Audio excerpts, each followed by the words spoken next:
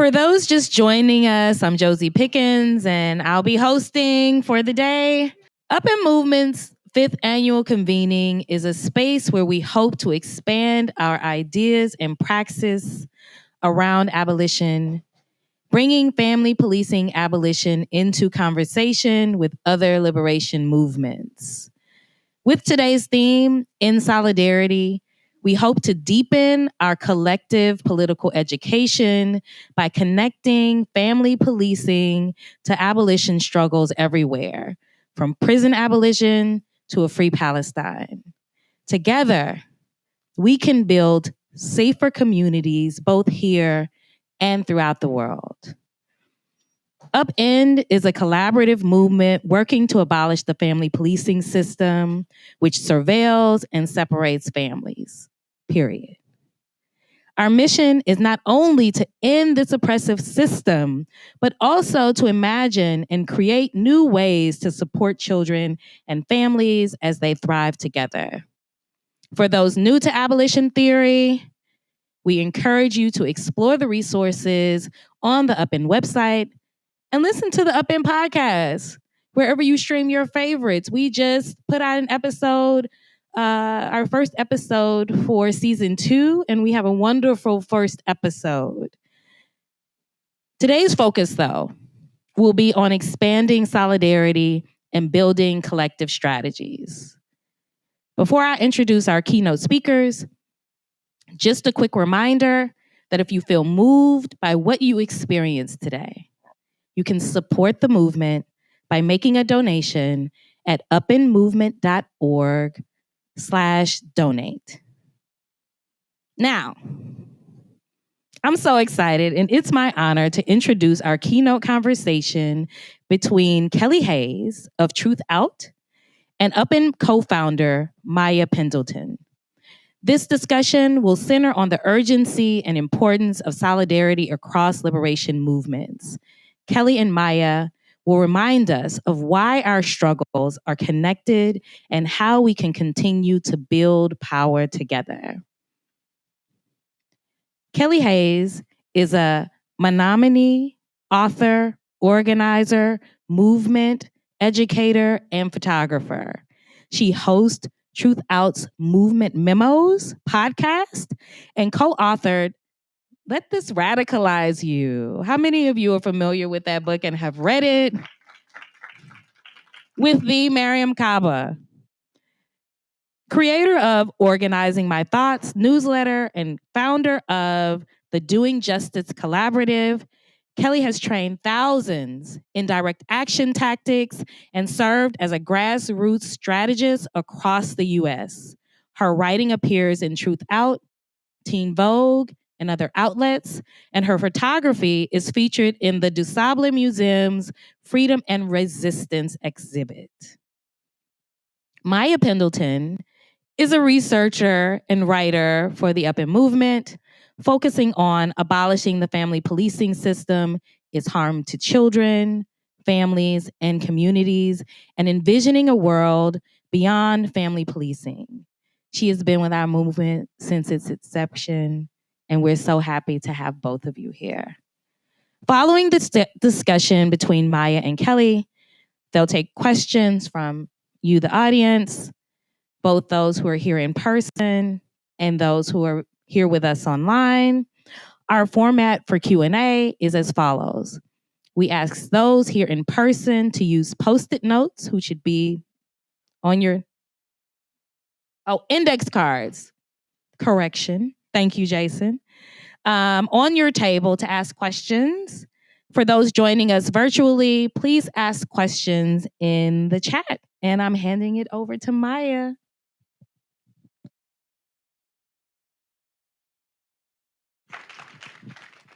Okay, thank you, Josie. Hi, everyone. Good morning. I hope that everyone's had a good morning so far. I'm really excited to be here just in this space again with each of you, but also to be here with Kelly. I think that we will all learn a lot from this conversation, and I'm excited about it. So first, good morning, Kelly. Can you just start with introducing yourself? your work, and then tell us a little bit about how you came to your work. Thank you for that question. I just want to begin by thanking you, Maya, for being in conversation with me, and thanking the organizers for welcoming me into this space, and all of you for attending. I find the work that y'all are engaged with around fighting the violence of family policing so deeply important, and it's also very personal to me. My father was taken from his family on the Menominee Reservation in 1950, prior to the passage of the American Indian Child Welfare Act. At that time, the mass removal of our children was rampant. Many children were sent to boarding schools. My father wound up with a racist white family in the Chicago area that did a lot of damage to a really good man. And I have lived the generational consequences of that damage. My father struggled with alcoholism. He struggled with learning how to communicate with his children because he had no model for how to do that in a good way. And, ultimately, we wound up being able to have a loving relationship that the state did not intercede in, thankfully. And also, though, as an adult, that lack of having a model led me to experience a lot of ongoing struggles that didn't have to happen. So I take this work very personally at that level. And I also take it very personally as someone whose work directly intersects with everything that you do. As a prison and police abolitionist, I understand that carcerality is carcerality, that social control is social control, and the myth making that is used to demonize our communities such that people accept their containment and disposal in these systems of oppression that disappear people into the prison system where they drink toxic water and have years vacuumed off their life expectancy. This is the same myth making that shapes people's perspectives of our families and make people think that an appropriate response to familial struggle is to steal children and to control people's bodies, control their movements. Surveillance and carceral solutions are posed to basic human problems that are caused by and reinforced by a domineering, violent system. So being cognizant of these connections and how we are in one struggle and one fight, I'm really grateful to be in the room with you here today. My own journey into organizing and activism begins way back in the late 90s and the early 2000s. I came into the work of protest and direct action through environmentalism and animal rights. And so my early mentors were people who were climbing up trees and living in them to prevent deforestation, people who were building blockades to stop bulldozers, people who were destroying roadways with pickaxes to prevent machines from coming through and destroying the lungs of our planet. So I came into this work at the point of destruction and with an understanding that it takes bold action for us to protect each other, save each other, and ultimately save this world, which is the only home we have. But I would say the limitations of that work, as important as it has been to me, in part played out in that I was an activist for many years. I was not an organizer, and I did not understand the distinction. Activism is crucial. We need activists. Activism encompasses all the ways we show up for justice, right? I can be doing activism by showing up at a march. I can be doing activism by showing up at a meeting. I can also be doing activism by doing research in my own home or making artwork and contributing that to the movement. It's really such a spectrum of essential contributions. But those skills in isolation don't necessarily prepare us for the work of organizing, which is a craft. It is a craft that necessitates relationship building, patience, a broader analysis of how our issues intersect. When I first got involved in anti-austerity struggles and struggles against sort of police violence specifically, I was really unprepared for the level of patience that I needed to have, the ways I needed to meet people where they were at.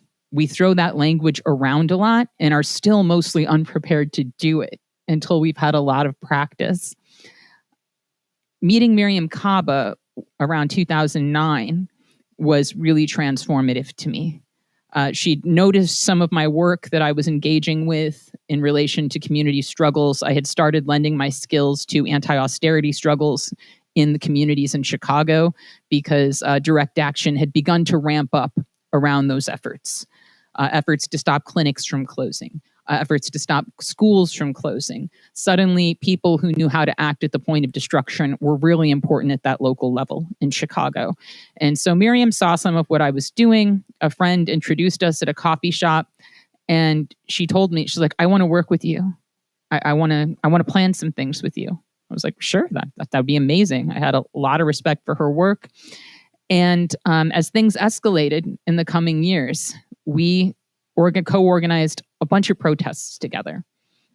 And in that work, I still kind of just wanted to be an activist.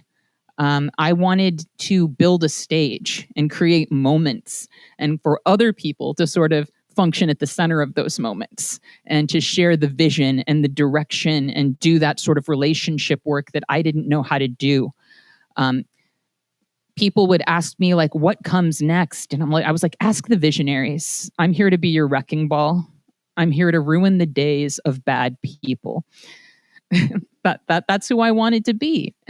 And, anytime people would be misogynistic or disappointing, on the ride home with Miriam, I'd be like, I hate that person. I can't stand their shit. I am not going to hold the hand of some misogynist and make them understand. And Miriam was like, it's fine. You don't have to. You don't have to do that. You're doing something else. But, with time, I kept getting pulled more into the center.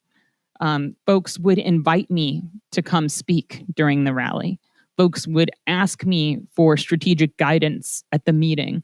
And I kept winding up in this leadership role more and more often. And eventually, in talking about that, Miriam was like, well, now you have choices to make. Because if you want to be a leader, but you don't have to be, but if you want to be a leader, then you do have to figure out how to hold people's hands. You do have to figure out how to negotiate with the very flawed ways that we show up. With the ways that we're disappointing. You have to be patient. You have to have an answer when people ask what it is that we're fighting for rather than just what we're fighting against. Just like, what does freedom even look like to you? I was in my early 30s by then, and I didn't have an answer. And so I really sat with all of that and worked on it and figured out, what does freedom look like to me? And what are these sort of unhealed parts of myself that are stopping me from showing up in a useful way when someone does the wrong thing? What are these survival reflexes that are kicking in and making me resort to a sarcastic comment when someone pisses me off in a meeting, rather than figuring out, how do I address that and also bring us back to purpose? These were skills. And it helped me so much to come to the realization that patience is a practice and not a feeling. That none of this that I needed in the moment was going to come naturally to me. And I think this individualist society gets us really bent out of shape, expecting that these things are just supposed to spring up within us, these right responses to what's going on. And if they don't, it's because we're a bad person or we're lacking in some way. It's fine that when someone says something that makes me angry, the first thing that pops into my head is a sarcastic way to cut them back down to size. It's fine that that happens in my head. What comes out of my mouth is what matters. And so learning those skills really shaped my path over the last sort of decade and a half. And I wound up being able to really expand the scope of my work and being able to build amazing relationships with people across my city and across my country, and helping people figure out how to enact what they needed to enact. And a lot of times that comes back to political education and direct action and the skills that I have in helping people prepare for the resistance efforts that they're envisioning for themselves. My collective Lifted Voices, which sunsetted at the end of last year. We did so many direct action trainings in 2015, 2016, 2017. In 2015 and 2016, there were blockades popping off all over Chicago. People were shutting something down pretty much every week, but people didn't know how to build this equipment. They definitely didn't know how to safely deploy this equipment. So we would build things with people, and we would spend weeks rehearsing with people for the work of executing these dangerous actions as safely as possible. And come 2017, we were doing 2 direct action trainings a month that were just at the entry level of all these people who wanted to get skilled up because Trump was happening, and how do we respond to all these constant attacks that we're enduring. And that was a lot of my work until around 2020, when a lot of things shifted over to strategy and mutual aid, because that was what people needed the most help figuring out. And also along the trajectory of this, I wound up becoming a documenter of our movements and a journalist, quite accidentally. And so I function as a storyteller, I function as a strategist, and as a movement educator. And that's my cheap summary of what I do and why. Thanks, Kelly. And thank you for being so generous with telling us how you've sort of arrived to where you are and are still on this journey. And I think what you're saying about skills and like building these skills as a part of this, as a part of our movement and as a part of our practice is so helpful, because I do think oftentimes we think of things as though either I'm bad because I did it this way, or we think of things as, well, I'm just not a patient person, you know, like that's just how I am. And I think to reframe that and think about it as, maybe I'm not patient, but I'm practicing and I'm trying to get there is really helpful. So thank you. So every year, upEND sort of has this convening and comes together, and we think about like, what do we want to focus on? What do we want to talk about? What feels particularly important to emphasize, and to focus on why we're all sharing space here with each other. Last year, we talked a lot about everyday resistance to family policing. So what are the daily sort of practices that we do every day with each other in order to resist this system? This time, we thought a lot about solidarity and what that means, and solidarity in the sense of what it means to be in solidarity with each other as humans that are trying to do this work together, but also what solidarity means for us as a movement to end family policing in connection to other movements. And so a lot of our conversation today will talk about solidarity in a few different ways, but I just wanted to begin the conversation sort of level setting a little bit and focusing on what do you think about solidarity? How do you think about it? And what does that mean to you? Thank you for this question. So solidarity at its most foundational level is about our interconnectedness. It's about dispelling the illusion of our separateness. It is the culture of individualism and alienation that we are living in that boxes us into our own little stories, our own lives, our own conflicts, our own jobs, our own families. My friend Sarah Jaffe calls it Thatcher units. But we're talking about overcoming that. There's a reason this society is structured that way. It keeps us malleable. It keeps us weak. Interconnectedness makes us strong. Solidarity is what makes us strong. We saw the truth of this at the start of the pandemic, when people who had solidarity networks that were strong and intact helped keep each other alive. They helped figure out how to create the communal structures to keep other people alive. They were in a position to unpack those skills about, this is how you do pod mapping. This is how you organize a mutual aid project. They enabled collective survival with their practice of solidarity. Fundamentally, this is how we live. Now, I am very aware of the catastrophic times we are living in. I'm a student of collapse, as well as a student of history and many other things. But I spend a lot of time thinking about the ways in which economies, societies, and ecosystems unravel. And I have a deep ancestral connection to that understanding.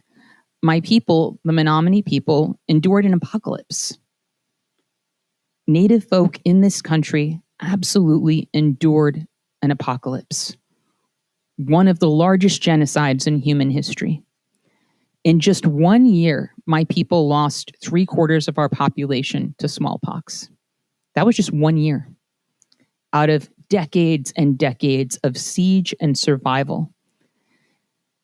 Even white scholars who study the Menominee people and our story today will acknowledge that the reason the Menominee survived into the reservation era was a culture of reciprocity.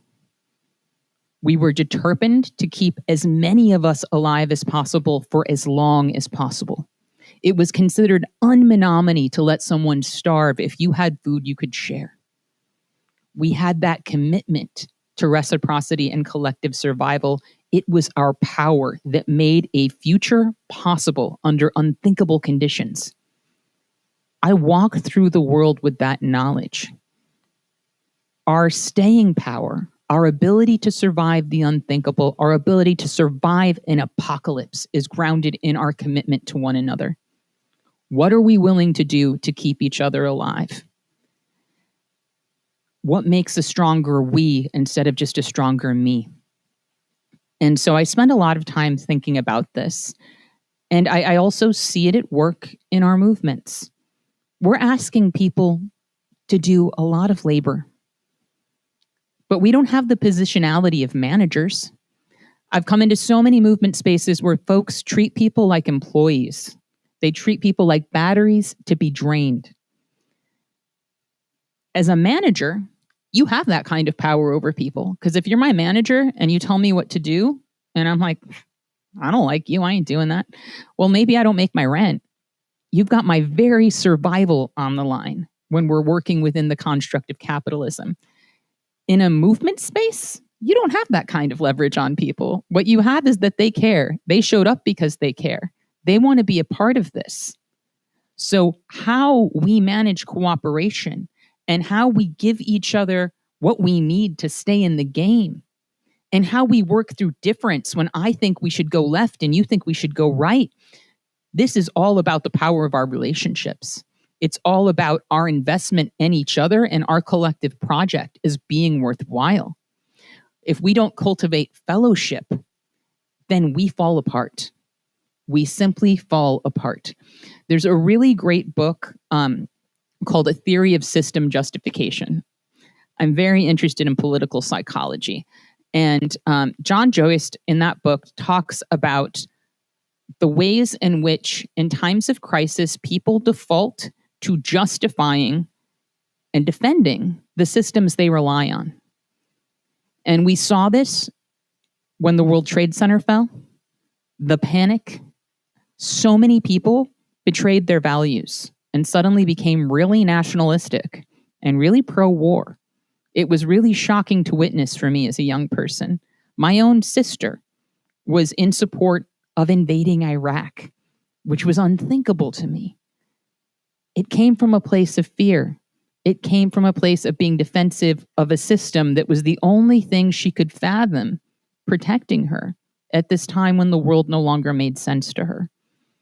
She was concerned about her unborn child, and her only sense-making was coming through this systemic identification and defense. John Joyce says that the thing that can overcome this system identification and justification, one of the only things, is a group defense and justification, becoming more invested in a group than you are in the larger system. So labor unions are an example that he offers. My investment in my union is greater than my sense of investment in this workplace I depend upon, or in capitalism itself. We have to cultivate spaces, movements, organizations that people are more deeply invested in than they are in this system. That is how we cultivate a sense that we can actually change and break this system, is with that shared investment. This is what gets us to do the bold things we need to do in defense of one another, also for the record. And I also want to mention that this doesn't just happen at the local level. Like, obviously, in Chicago, we had to see the connections between our anti-austerity struggles and our struggles against police violence. We had to make a whole lot of connections to get to the point where we could run the neoliberals out of City Hall and get Brandon Johnson in office and make some of the victories we've seen in the last year possible. But we also need to have an analysis of systems, and that's global. If we look at policing, for example, a lot of folks know that policing has some of its early roots in slave patrols in the United States. Fewer people understand that it is a marriage of slave patrols, the testing work that was done in US colonies in Asia and elsewhere, and also the suppression of labor unions. There is a marriage of these influences that informs what modern policing is today in the United States. What was test-driven on occupied populations in other countries came home. And what was used to suppress people organizing for power within their workplaces is used to suppress us now. There are multiple templates that inform what all of this looks like. And we have to understand these systemic connections. If we think about what happens in these occupied places, for example, then we are wholly unprepared. We are gobsmacked when all of that blows back in our own faces. If we understand that their struggle is our struggle, then we are educating ourselves and the public every step of the way. We are defending the value of all life and the liberty of all people. We are building the frameworks we need to defend everyone. Martin Luther King, I believe a year to the day of his assassination, came out against the Vietnam War. And a lot of people questioned that at that time. He received a lot of criticism, lost a lot of popularity. And I believe it played into his assassination, that he made this unpopular move. But, in his speech beyond Vietnam, he said that he could no longer challenge violence in the United States without speaking to the violence of the greatest purveyor of violence in the world today, his own government. He understood there was a fundamental connection between the mass murder of Vietnamese people and the violence that people were experiencing at home and the logics of the violence that play out all around us.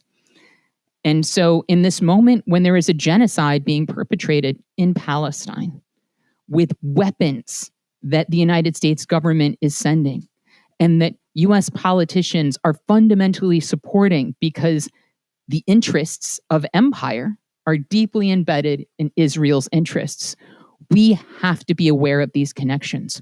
We cannot afford to say that what happens in one place doesn't affect what happens everywhere. All of the oppressions that we tolerate and view as separate from our own will flow back within one another because they always have, and we know this. If we treat people as forgettable, if we treat people as disposable, then we are really consigning ourselves to a future in which the realm of who gets to exist, who has a right to exist, who is defended and protected, keeps shrinking. And eventually, we find ourselves on the outside of it.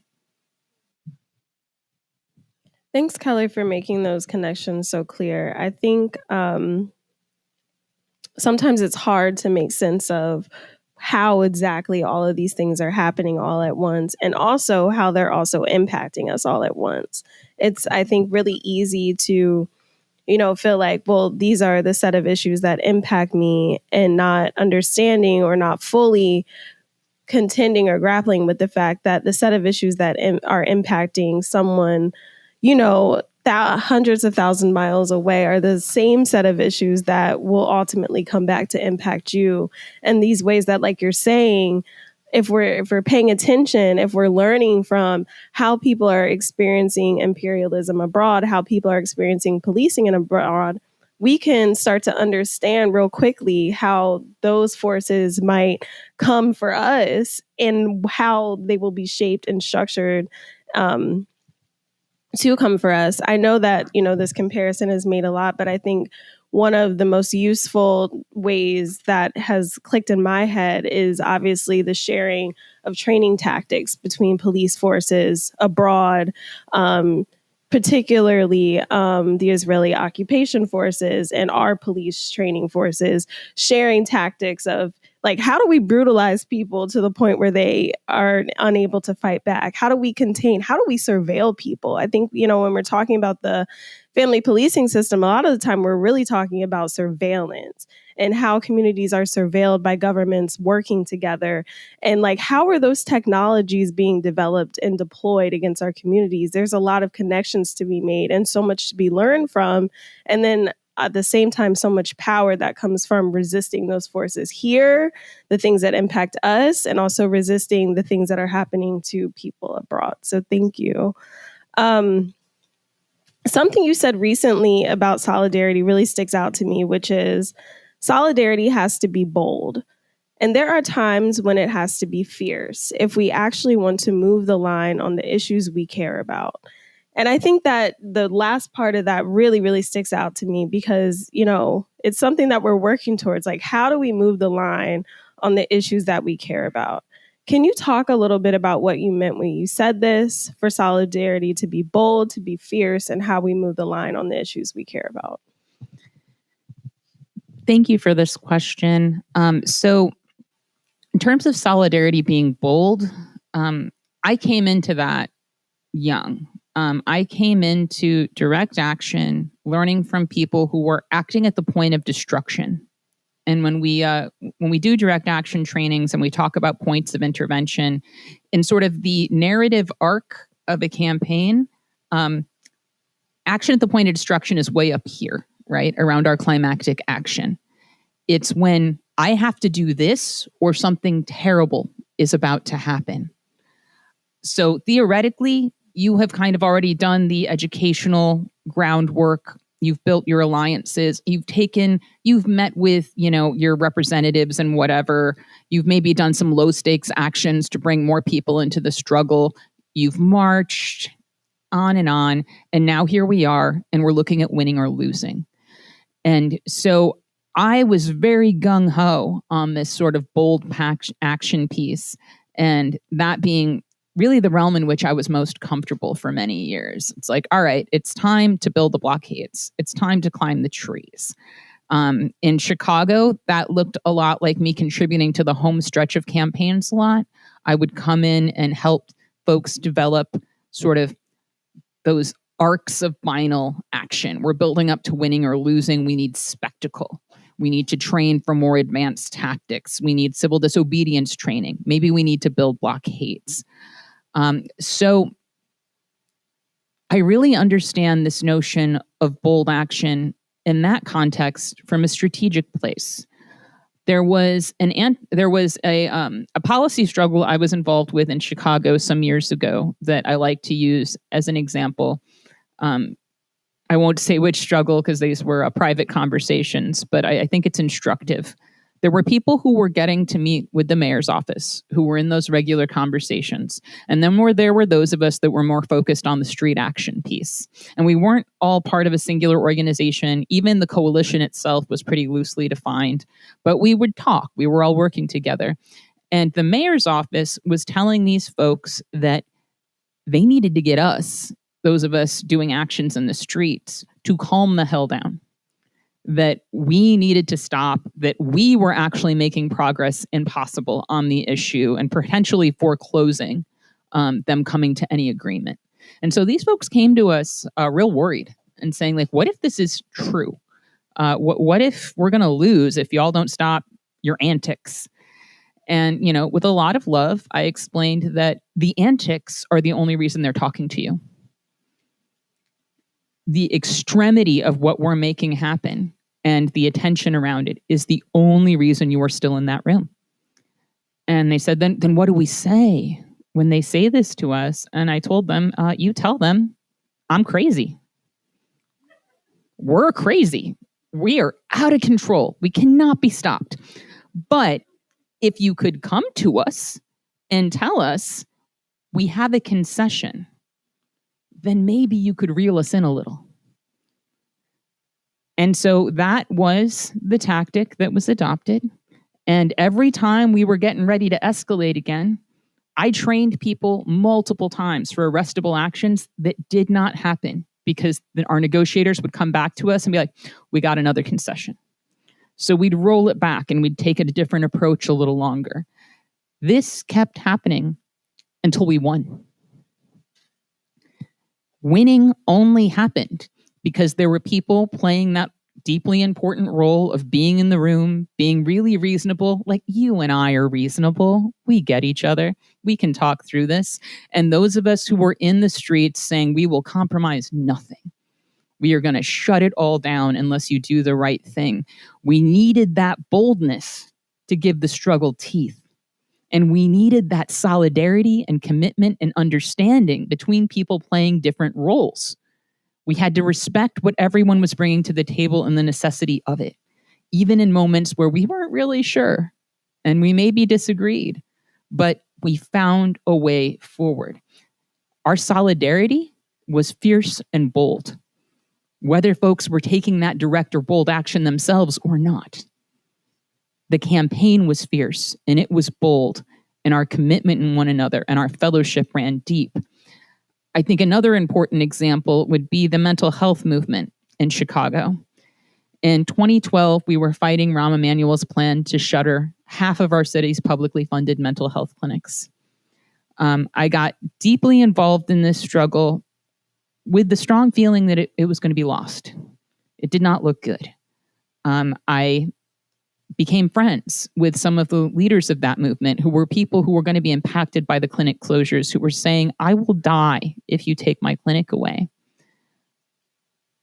I was willing to fight for those people's lives, believing that we were going to lose, because those people deserved to be fought for.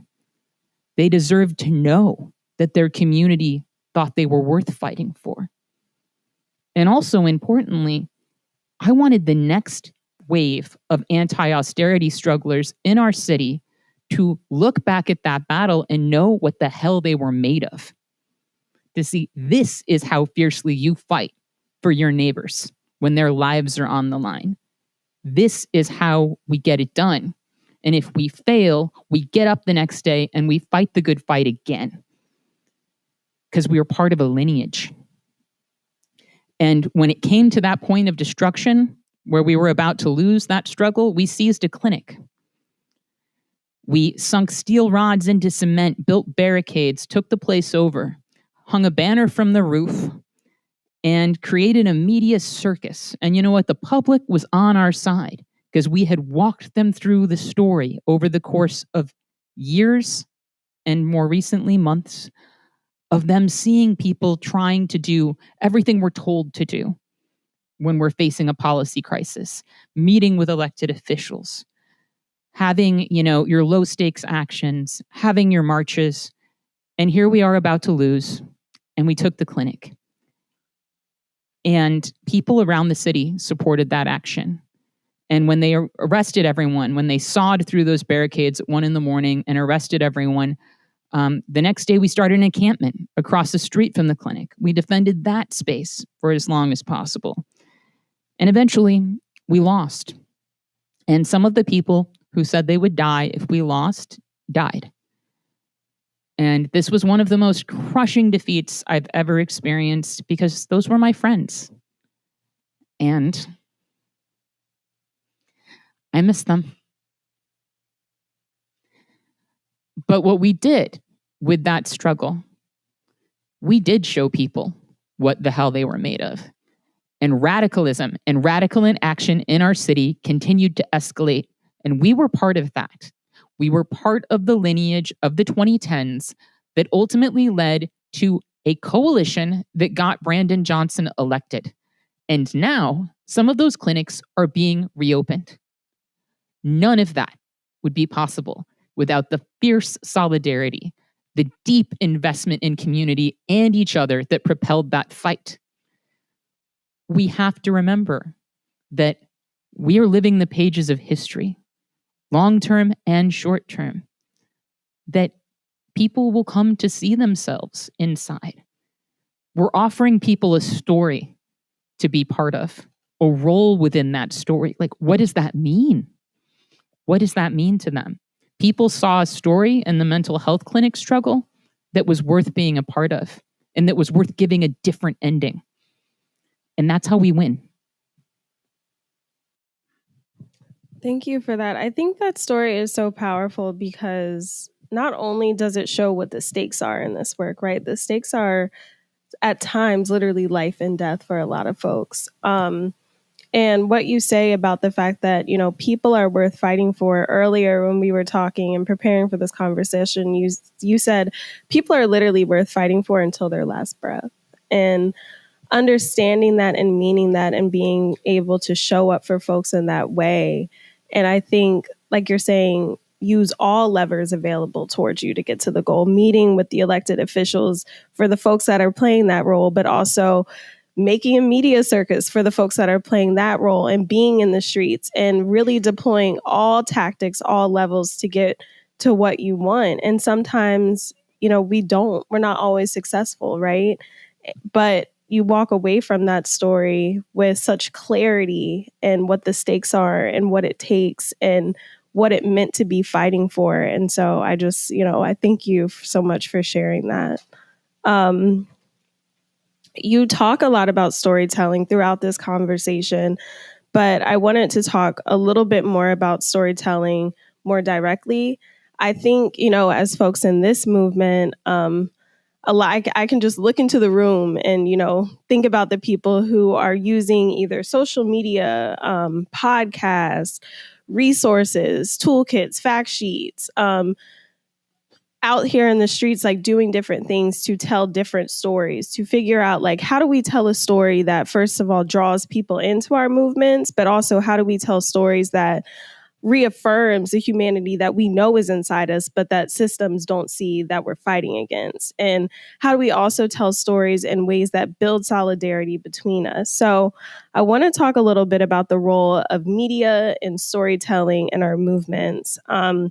And obviously, when I think of you, I think of Truthout, I think of movement memos, I think of books, like I think of all of these different mediums that you've used to tell better stories about our movements, but also how you use your stories to draw people into movements. So first, can you just talk a little bit about how media sort of became a central part of your work, and what have you learned about approaching your work in this way? So the importance of media.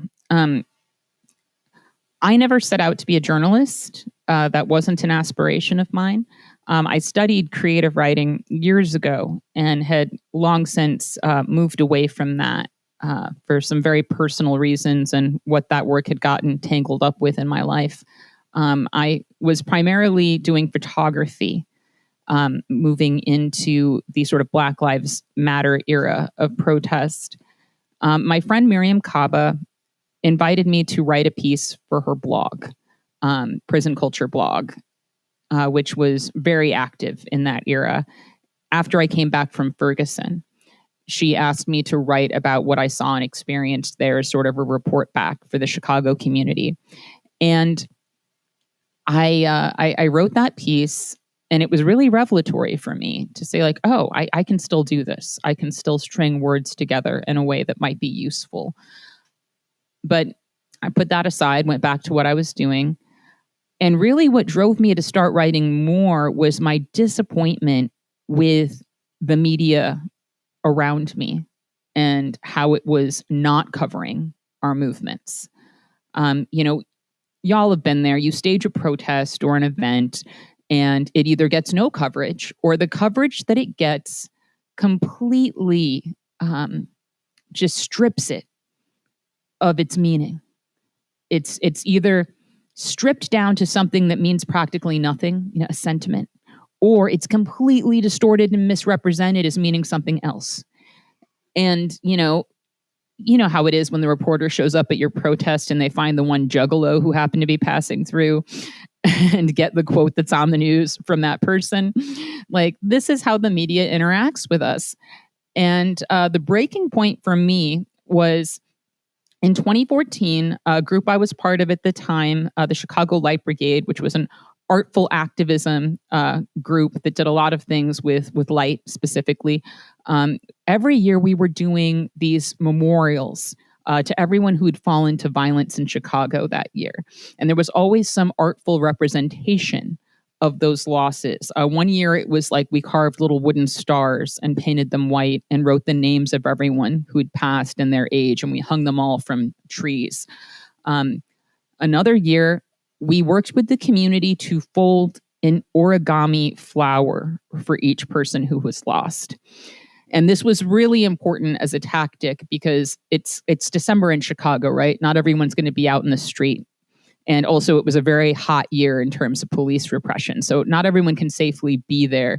But people, children, people in care homes, all sorts of folks around the city were able to participate in this stage of things where we're folding the flowers and we're talking about what it means to us. So we ran lights through each of those flowers. And we staged an action downtown where these lights sort of lined this row of stone steps leading up to where we made our stage. And on that stage, folks from really deeply impacted communities spoke.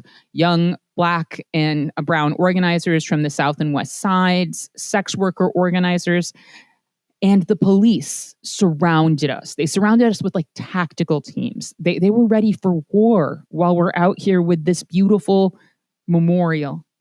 But they actually helped shape the tone of the night, because the speakers were addressing us, but also addressing them very directly and saying, you are responsible for this because you are taking so much of our city budget to do this, to surround us with your death machines.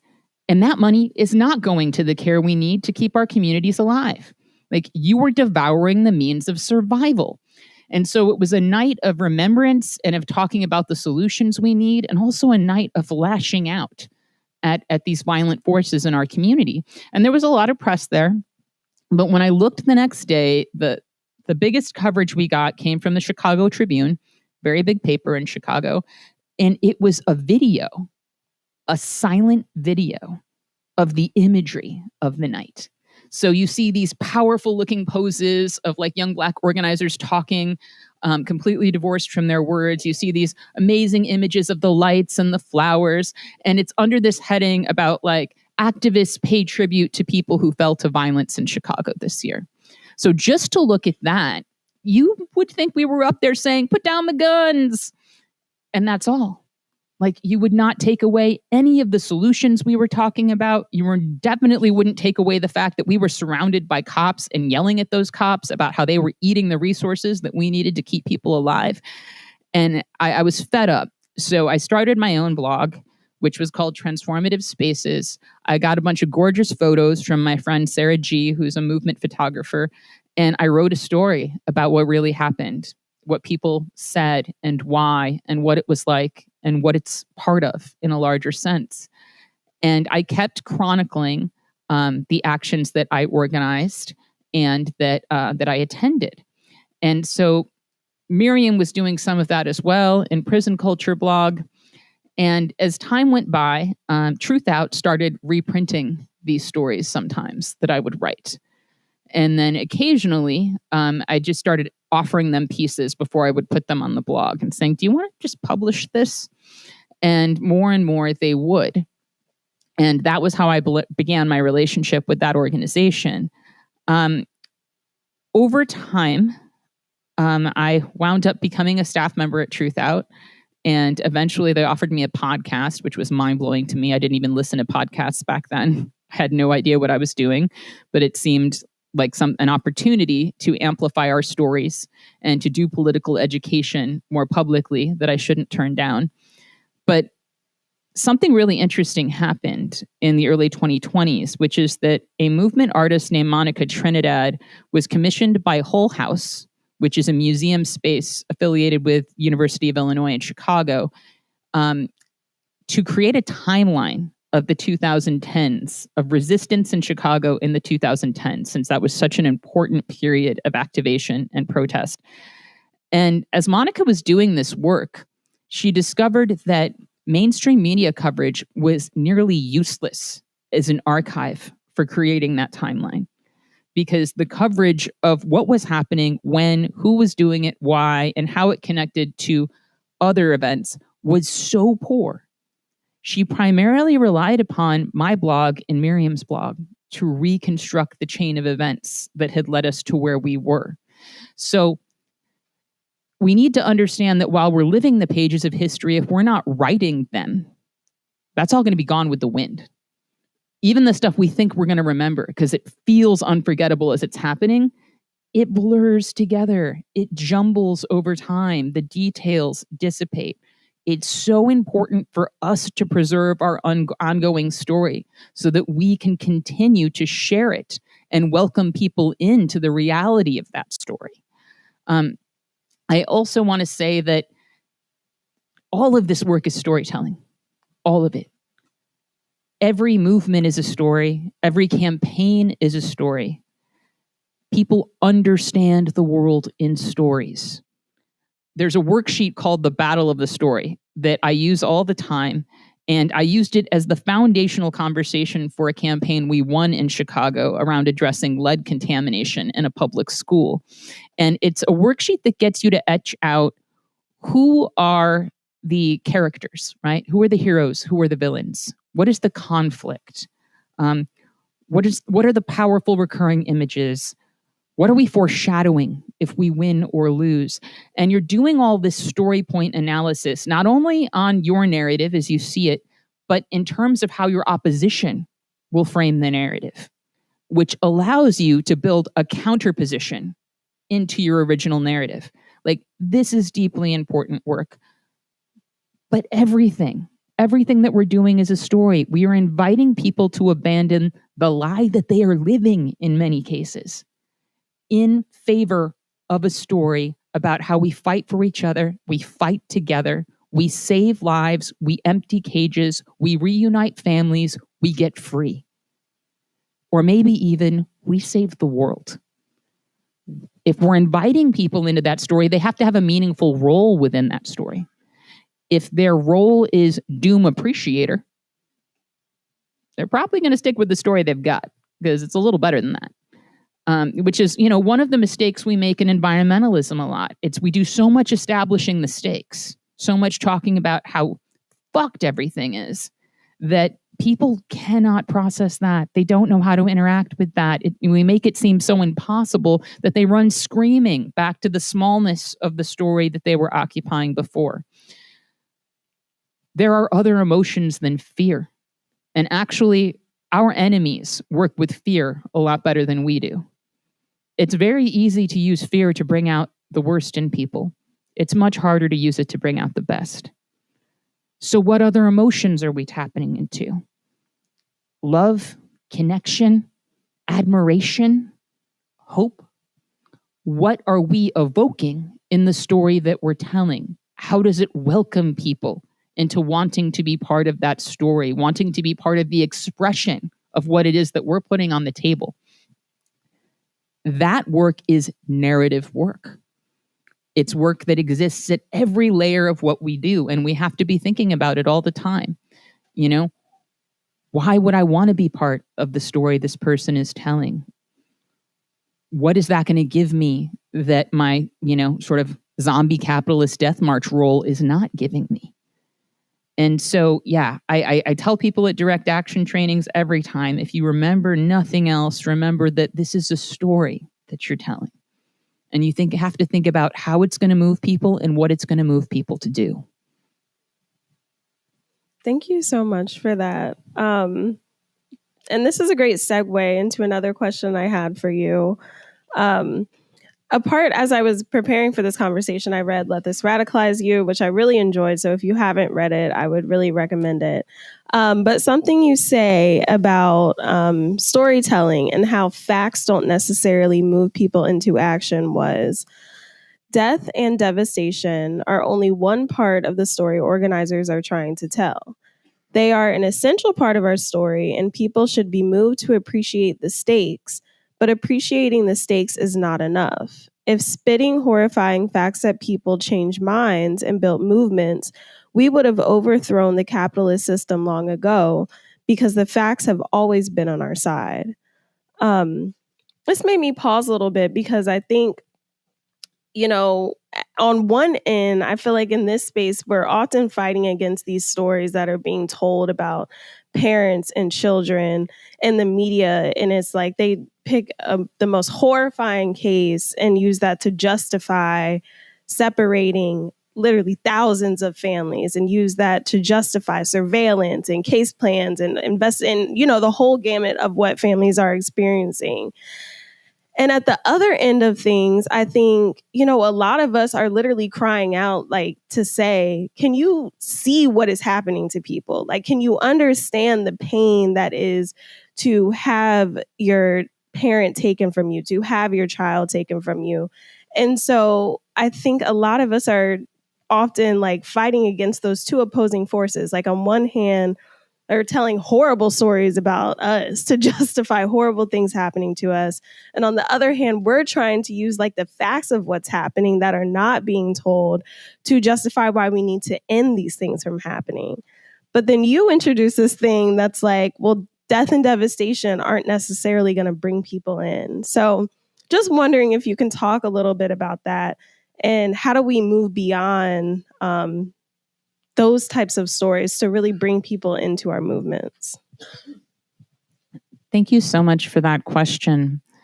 I think we need to think about how many disturbing facts we know about the world. Like, y'all are intelligent people, well-informed people. You probably know a lot of really horrifying things about a bunch of issues that you're not taking action around. And you probably know a lot of folk who are maybe less politically engaged than you, if they're politically engaged at all, who know a thing or two about what's happening to the natural world or about injustice, and they're not getting involved. Facts alone aren't enough to move us, particularly to dedicate our lives, to dedicate what movements require of people often in order to win victories.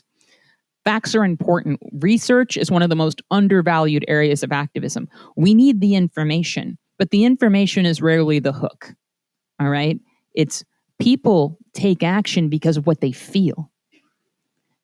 When they feel it so deeply that they're like, holy shit, something must be done. Something has to change.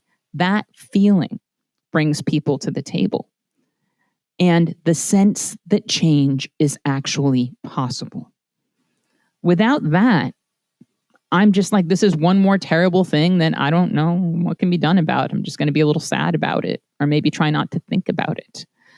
In the book, we talk about the power of narrative. We talk about relationships. There was an ordinance in Chicago that was being pursued years ago by Chicago Torture Justice Memorials, which was a group that came together around supporting victims of a police commander named John Burge, who had a reign of terror within the Chicago Police Department over the course of multiple decades. Hundreds of mostly Black men were tortured into making false confessions by police. Many of them were sentenced to life or even death. Just people in prison due to these horrific acts that included electrocution and mock executions in order to elicit these confessions. First, there was a big legal movement to get as many people out as possible. Then there was a movement to get John Burge to suffer some penalties for what happened. And after there was some movement on a criminal case, and there was, a guilty verdict and some sentencing, of course, nothing that can address the scale of what happened, because carcerality can't. People realized those outcomes were wholly unsatisfactory. Something more was needed. And so in the work of figuring out that something more, they wrote an ordinance. And this ordinance was a transformative document. It called for not only financial compensation for victims, but also enshrining the truth of what happened in the Chicago public school curriculum, a memorial to the torture survivors, free health care, free mental health care for life for the torture survivors and their families, free city college admission for the torture survivors and their family. The list goes on. And I had nothing but admiration for this demand. I thought it was beautiful. And I was not involved and was not getting involved. I thought it was a moral document. I thought it was a moral statement. I didn't believe for a second it could win. Then 2014 happens, and Miriam Kaba and I are having breakfast, and she says to me, I think that we should try to channel some of this momentum in the streets into a local victory. And I was like, that sounds great. She said, I think it should be the reparations ordinance. Y'all, I just kept putting food in my mouth while she was talking. So I didn't want to say anything. So I was like, I don't think that can pass. I didn't want to bring down the energy. I didn't want to contradict her. So I just kept chewing my muffin and letting her talk. And she talked about how, this is transformative. These are transformative demands. And we can do this. And I didn't think it was possible. But I said yes at the end of that conversation. I will devote myself to this campaign. And I spent the next 6 months of my life devising actions, training people, building props, planning, acting, writing about what we were doing, raising awareness on social media. And why did I make that commitment? It was because I believed in Miriam, and I believed in these people who had been spending like the past 2 decades organizing together around something that mattered. I believed that something powerful would come of what we did together, even if it wasn't this particular victory. And in this case, we won. We won an unthinkable victory. We got financial compensation. We got the free college. We got the free mental health care. There is a torture justice center that now exists in Chicago that provides services to these torture survivors and is deeply involved in justice work in our city. I didn't think this thing was possible. And knowing the facts about the situation wasn't enough to get me involved. There was a story being told. And that story was meaningful to me. And there were relationships at work and a fellowship that I felt was worth investing in. And that pulled me in. And keep in mind, I'm already a politically active person. I'm already like, yeah, let's go protest right now. And I still wasn't engaged in this particular struggle. What did it take to get me there? It wasn't facts. It wasn't fear. It was that investment in collectivity. It was the relationship, it was the belief in people, and it was the hope of the meaning we could make together. And maybe where that helps us go, even if it's not in the immediate win. And this story is really important to me for a couple of reasons. One, it was a huge lesson to me in terms of foreclosing possibility, in terms of the limits of imagination and what my oppressors don't want me to think is possible that actually the fuck is. And it was also a lesson that we can bring people along sometimes who don't even think a battle can necessarily be won. That can be done. We don't need people's full investment in our freedom vision.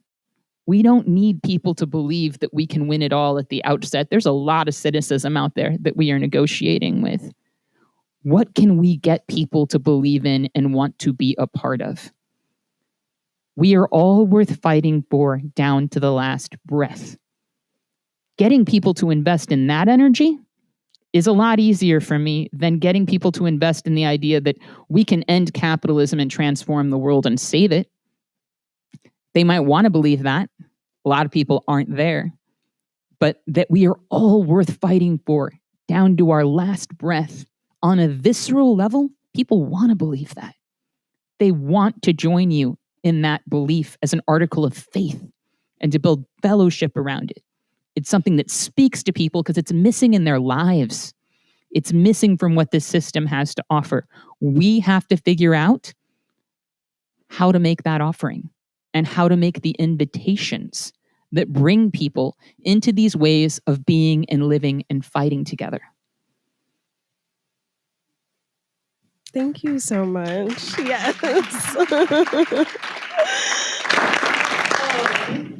First of all, that story about winning that reparations campaign is incredible. It is not easy to win reparations.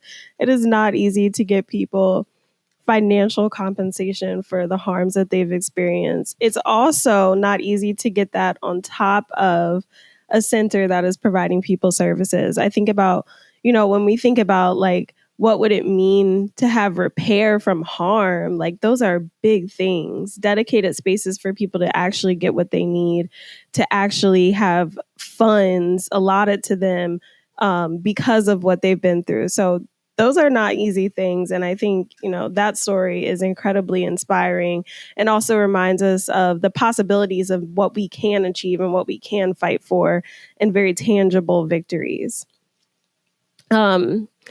We're getting close to the end of time and we have a few audience questions, but something that I wanted to make sure that we get to is the idea of care. And it's similar to what you just said. And this idea that you keep bringing up, the idea that we are all worth fighting for until our very last breath. I find that so powerful.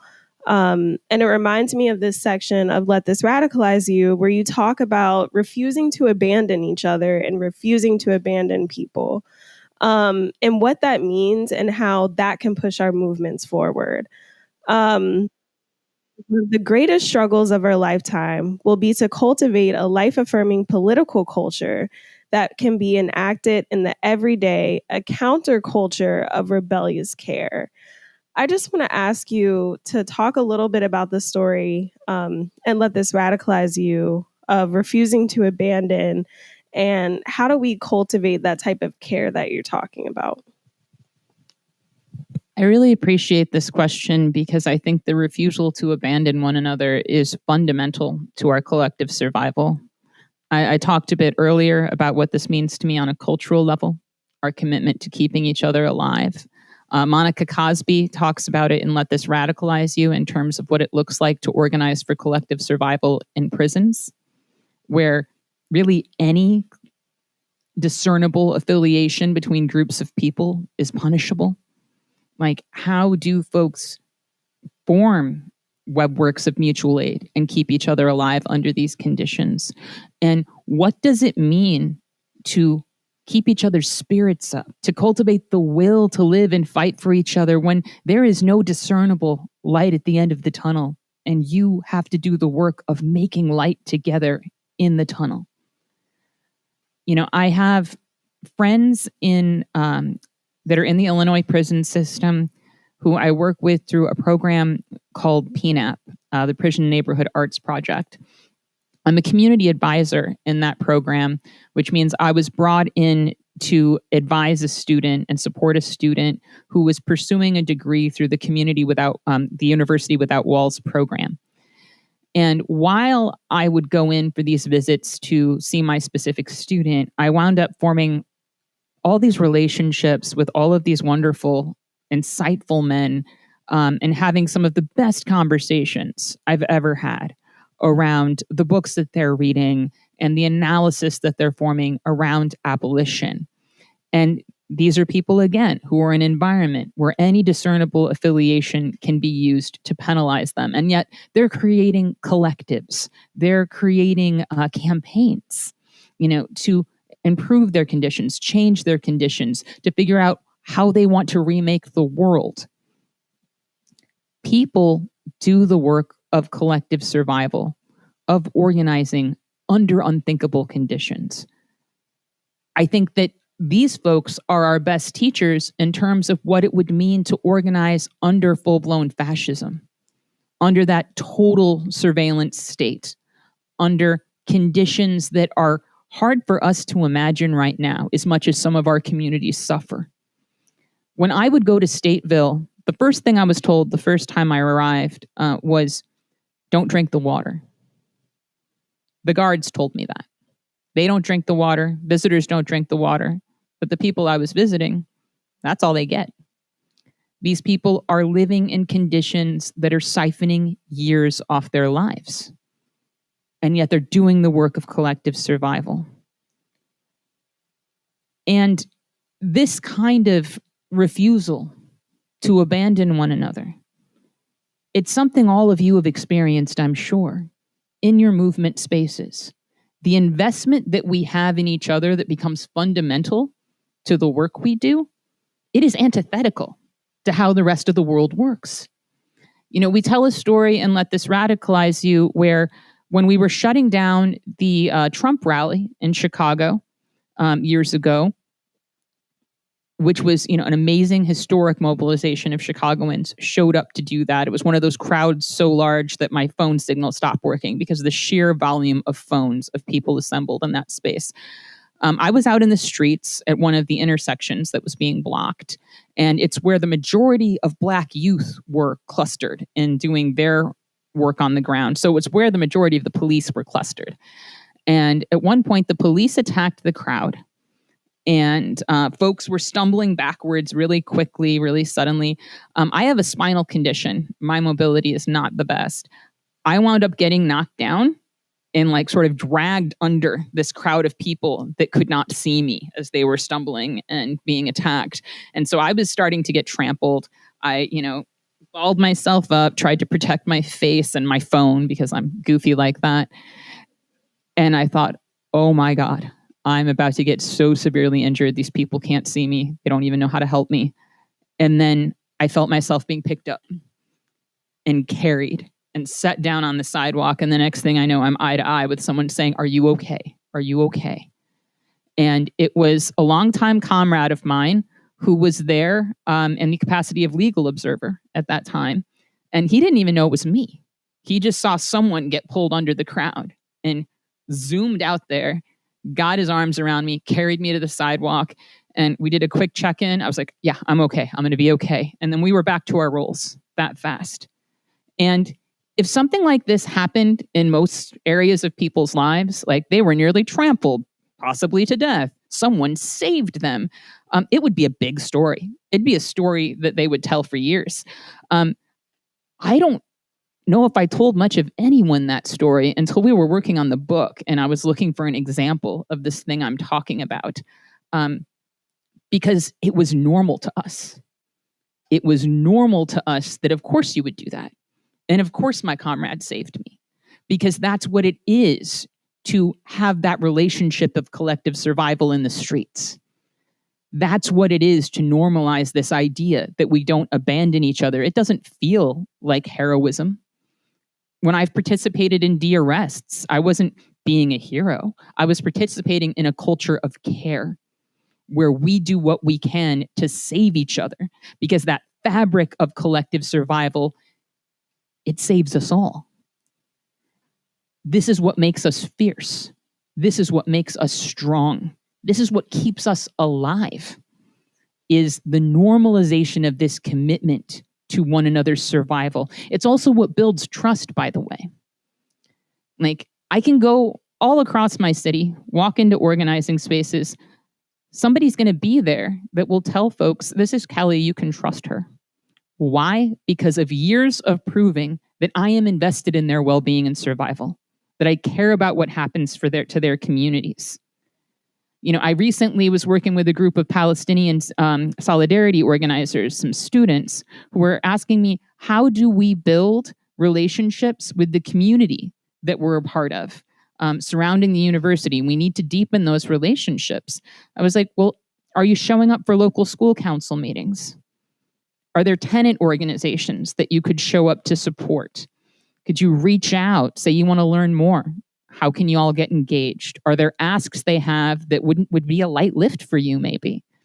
How do we show people that we are fundamentally invested in their well-being and survival? That builds the kind of trust where people show up for each other. And it doesn't feel like some climactic big deal. It just feels like how things are supposed to be. So I think this is about what gives us power in the first place. And it's also about what makes this world survivable in the immediate and the long term. How do we commit to that refusal to abandon each other? How do we reject a society that says it's okay to forget about what happens to people in prisons, Or, oh, that person lost custody of their child for a reason. You don't have to think about that. How do we build back from that place of disinvestment into knowing that fundamentally what's going to keep us all alive, what's going to get us free, is how invested in one another we are. A group of people who are more invested in each other than they are in this system are in a position to set terms. That is where we need to go en masse if we want the power we need to actually move the line. Thank you so much for that. I think sometimes we forget how much power we actually do have, and how showing up for each other, being in community with each other, is an expression of that power and builds the power that we need to fundamentally change things. I wanted to switch to a few questions from our audience. So we have one that asks, why is Black and Indigenous liberation important to you? Why should it be centered in movements and liberation? Well, thank you for that question. I think Black liberation is obviously fundamental to any and all liberation, particularly, starting from a perspective of the United States. We cannot have any serious analysis of the struggles we face without having an analysis of Native genocide and anti-Blackness, chattel slavery, the prison system. Everything else horrible that's happened has flown out of those things. They're defining. They have shaped our lives. And if we look at these structures that have been developed over time to oppress us, the prison system, child theft, these things have been patterned after the abuses of colonialism, after the abuses of chattel slavery, and of the institutions that were born to serve similar functions in the afterlives of these really obvious atrocities. The prison system is an atrocity. It is not recognized as such in a popular way, but it is an institution that was created in the afterlife of slavery. How do we control people's bodies? How do we contain people? How do we maintain a social order? How do we limit people's prospects within that social order? Or as Ruth Wilson Gilmore would say, what do we do with surplus people? When we look at Native child removal and how this practice was used to break cultures, break traditions, to evacuate a sense of community and bring everyone into a sense of individual concern, to make people cooperate above all, because what more can I do to make a person cooperate with me than take their child? And now I control the fate of their child. That, for a lot of people, that's a lot more control than saying I'm threatening your life. If we look at the structure of Native child removal, we're in a much better position to understand what is happening today. And we also have to understand that what was done to us is being done across our communities now with a particular impact on the Black community, just as harms that were devised specifically to target Black people are befalling Native people en masse. Incarceration impacts my community astronomically. The violence of policing impacts my community astronomically. These harms that are devised to target individual communities and instances of oppression, they grow. They invade and infest all aspects of society until they're impacting more and more people, and we are connected by these web works of oppression. We have to understand where all of this comes from: the control of bodies, the acquisition and control of land, of resources. And we have to understand that our greatest strength is in each other, and also in overcoming the divisions that have been imposed upon us. There is a lot of bitterness out there about the ways that we've betrayed each other across the course of history in the name of survival, in the name of getting a slightly better deal under the terms of capitalism. The ways we have participated in each other's oppression, the ways we have left each other's stories behind, we have to heal all of that if we're going to have a meaningful resistance, if we're going to have a meaningful story to tell that includes all of us in a world that looks different than this one.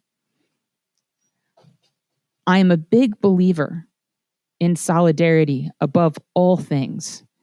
And I think that when we look at what is needed to heal the harms that Black communities have experienced, and we look at what is needed to heal the harms that Native communities have experienced, not only are these the same things between our communities in many cases, they are the same things that are needed in this broader sense, in this much broader sense for everyone.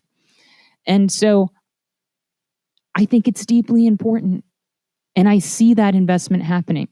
And it's one of the most heartening things that I experience as an organizer. In Standing Rock, so many Black organizers came to act in solidarity with our people. So many Black organizers, and even those who didn't come in person. When I was organizing on the ground in Chicago, action and march after action and march, it was the same folks that I was showing up for in Black Lives Matter who were showing up for those marches. And you know what? This terrifies our oppressors for a reason. They are absolutely terrified. These are the kinds of things that assassinations have been perpetrated right across the course of our movements to get rid of people and groups that were helping to forge these connections between oppressed groups. Because our oppressors understand the power of that even when we don't. They understand the power of people making connections between the oppressions that they're experiencing and recognizing that they have the same enemies, shared interests, and shared goals.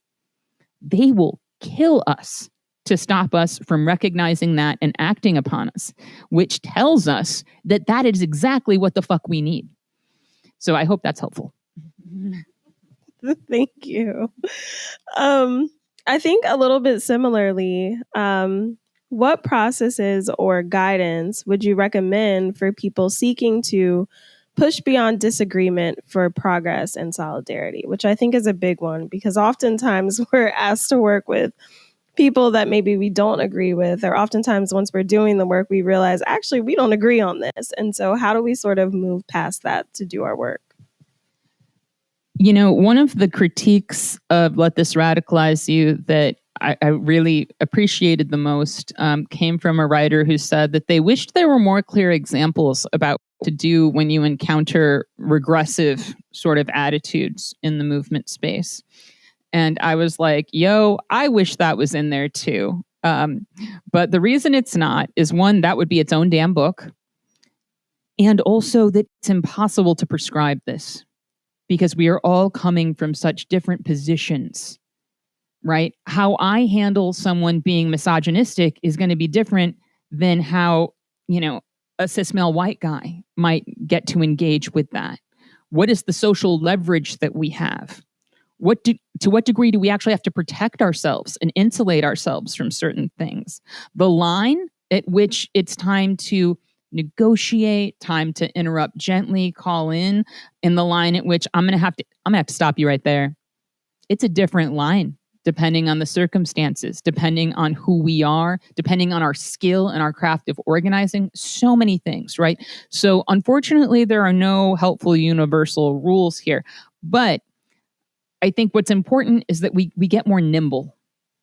We increase what I call my stretch zone, right? There's a zone of easy agreement where it's like, all right, you and me, we get it. We're on the same page. We might occasionally disagree about tactics or strategies, but we want the same things. We have the same values. And then there's the stretch zone where it's like, maybe we both want to stop this developer from doing this gentrifying project in the community. Maybe we both agree this is racist, what's happening over here. But maybe you're a misogynist also. Or maybe you think that I am reckless and radical and that it's batshit that I want to get rid of prisons, and you want to fight with me about that. Or maybe you don't know how to take leadership from a trans person. there are all these things that happen in the stretch zone that we're constantly negotiating with, where we're constantly figuring out where the line is and how do I interact with that. An example that we use in the book is a story about an action that we did in Logan Square in Chicago. Now, this is during that period of time around 2016 where there were blockades popping off all the time, and people were bringing us in all the time to help them build their equipment and figure out how to deploy, etc. These folks were targeting a developer. First, they tried to stop the development.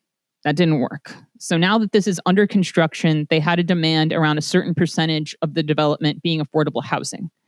And they had done all of their education work, their rising action. They're getting ready to escalate at this point, and they wanted to do a blockade.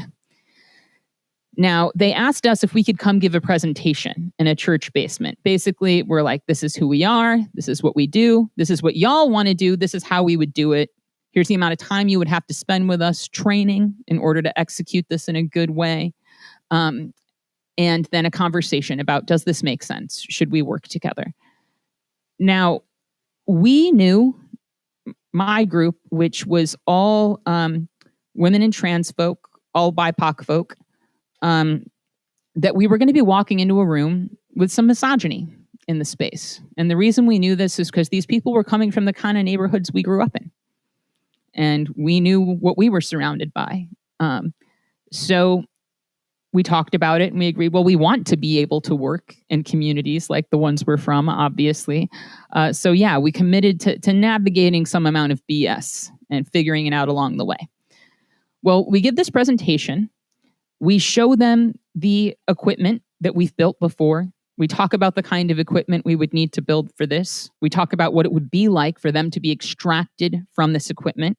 We explain that we're going to show them what some of this demolition looks like, sounds like, to help prepare them for the experience, and how long they'd have to train with us to do this in a way that we thought creates as much safety as possible. At the end, I felt really good about this presentation. I'm thinking, if I'm in this audience, I'm probably on board. This is a good crew to work with. And I say, any questions? And this guy in the back of the room says, yeah, where are the men? I look at my friends and I can just see that their blood is boiling. They are all fired up and ready to rip this guy to shreds. And, I am too. But I know this is a make or break moment. So I say, at home, making me dinner. Which between us was true. And some people in the room laughed, and some other people shut the fuck up. And we got on with the Q&A. And that, I debriefed with my friends later. I was like, was that an okay way to handle that? Like, we can be macho too. It's not necessarily the vision I'm trying to sell in the world. And they were like, no, it was perfect because it pushed back. It was like, don't talk to us like that, but also didn't derail the moment in the conversation we were trying to have. And these attitudes recurred throughout the project. We had weeks of rehearsal that were necessary to do this action right. So I spent a lot of hours with these folks, having them deploy this action again and again in a relatively confined space. Rehearsal is frustrating. It can be rough. People sometimes get to a mode where they're like, I know how to do this. And I'm like, okay, do it in 28 seconds then, again. And, the misogyny in the space was definitely playing out in terms of people not wanting me to keep telling them, try again, them feeling like they didn't need to do all this practice. This is obvious. I mean, you look at a photo of a blockade, you're like, yeah, I can sit there. I can put my arm in a thing. Come on. It was hard for people to accept that they had to take so much leadership from us. Then the day of the action happens, and these folks had their arms running through these tubes, these lock boxes, that were also running through buckets of cement. And the idea there was that it was going to take a long time for the police and the angle grinders that they used to cut through that cement. And it was going to buy more time, and that hopefully they'd run out of batteries and wind up having to call the fire department, which is embarrassing for them and funny to us, but also buys more time. So the police got frustrated And they got out a sledgehammer and they started hitting those buckets with the sledgehammer to create cracks, to jam the angle grinder blade in. We were horrified for these blockaders. We were so scared for them. And we thought this has got to be so traumatizing. So I managed to get really close to them. And I knelt down and I said to one of them, I was like, hey, friend, y'all have done a great job. We've been out here about as long as we talked about. If y'all want to unlock now, I think everyone's going to call this a win. And he was like, nah, we already checked in. We're good. And I was like, okay, I'll see you at jail support.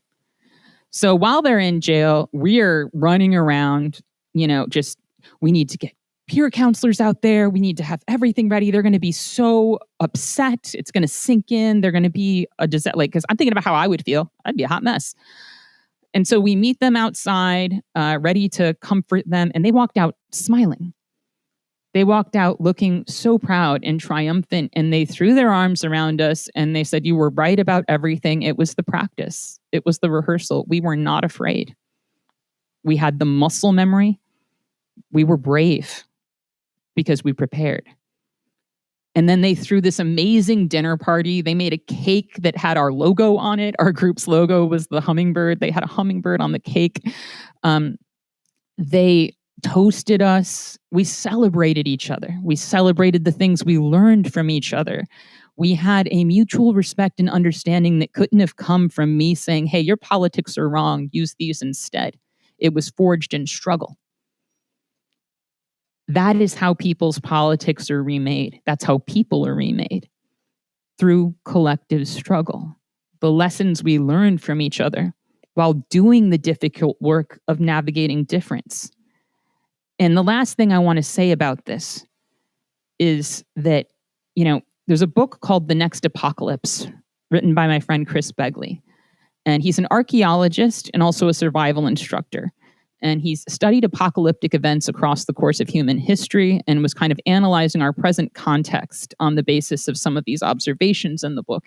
And there's this chapter called Who Survives and Why, where he talks about what are the characteristics of people who survive major apocalyptic events, what does it take to live? And he said that, I know you're all thinking it's the survivalist knowledge. It's not. It absolutely isn't. He's like, I can teach you to build a fire and purify water in an afternoon. You can learn these skills fast. The first determinant of who survives a catastrophic event is discernment. Can you tell good information from bad information, good leadership from bad leadership? The second determinant is the ability to work across difference. Can you do the work of collective survival with whoever the hell is there? This is not just what it takes to make successful campaigns and successful movements. It is that. It is also what it takes to survive together in the catastrophic times ahead of us. So I want us to remember that and to know we won't always get to that dinner where we're all celebrating each other and saying, see what we learned. But we will never get there if we don't invest in the difficult, messy work of pushing through moments of discomfort. How much discomfort is the whole world worth? And if we believe the world is at stake, and I do, then I'm willing to have that stretch zone that I'm operating within. I'm willing to put up with some bullshit to see where we can go.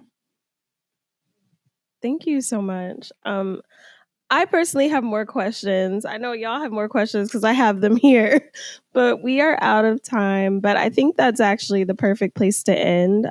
So Kelly, I just want to really thank you for being so generous with your time, but also these stories and what you have learned from the work that you've done so far. I feel like I've learned enough for a lifetime. So I'm really, really appreciative of you. I'm also appreciative of all of y'all for sticking in there and hanging out and engaging us with your questions. So thank you so much. Thank you so much. And thank you all.